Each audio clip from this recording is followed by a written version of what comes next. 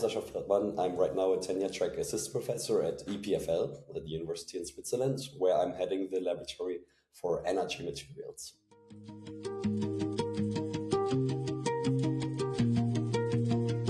To me, this award is above all the recognition of my team as a whole. None of the science highlighted here could have been done by a single person.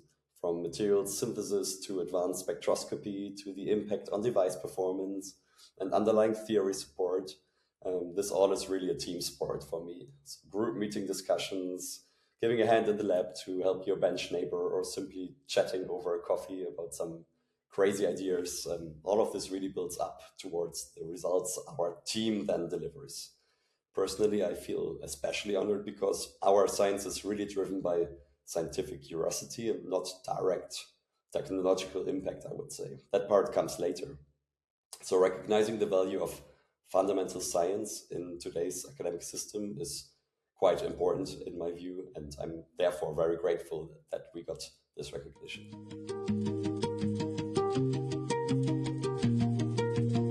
So for my team and me, the how and the why is always what comes first.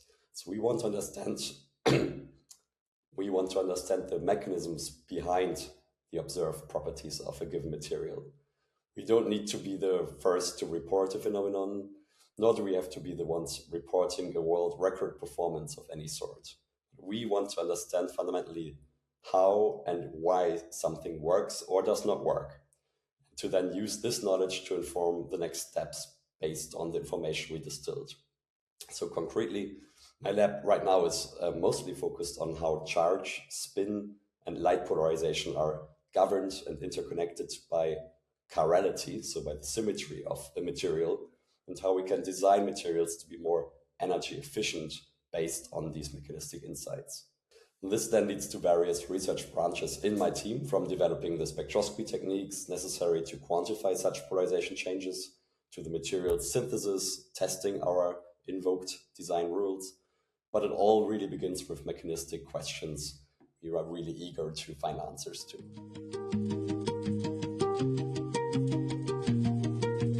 So to me, really two inspiring figures and mentors come to mind here in particular. One is Professor Sir Richard Friend, my mentor at Cambridge University, because he always encouraged me to not feel like I had to limit myself in the research directions that interest me. For example, in optoelectronics, that's the field I work on mostly, a lot of people decide they focus on a specific material platform or a specific application, for example, halide perovskite semiconductors for photovoltaics, or small molecule chromophores for OLED displays. Now, my team works on both, and beyond that on, for example, technique development as well. And some might say that's way too much to handle, or to spread yourself too thin is not a good idea. But for me, it is much more fun to have access to this very largest possible playground of materials and the underlying physics we want to understand.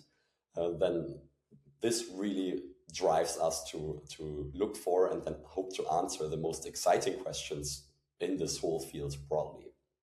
And then the second person that really comes to mind as an inspiring figure is Professor Andrew Murray, my mentor at Harvard, so the other Cambridge in the US, because he always encouraged me to not only focus on what challenge might be the fastest to solve, but really go for the hard challenges if they are exciting enough to be worth answering them.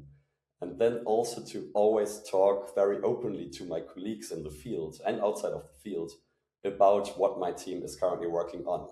So some might say this risks getting scooped. Your ideas might be taken away from you, you lose impact. But he and I, we both agree really that science should always be as transparent, as cooperative, collaborative as possible for humanity and for scientists to make the fastest progress. Also, people usually respect you a lot for being open about your next steps and don't intend to steal ideas from you from experience. They much rather brainstorm with you, give you new inspiration and cheer you on. So I strongly believe this is how science should be and how it is the most rewarding for all of us.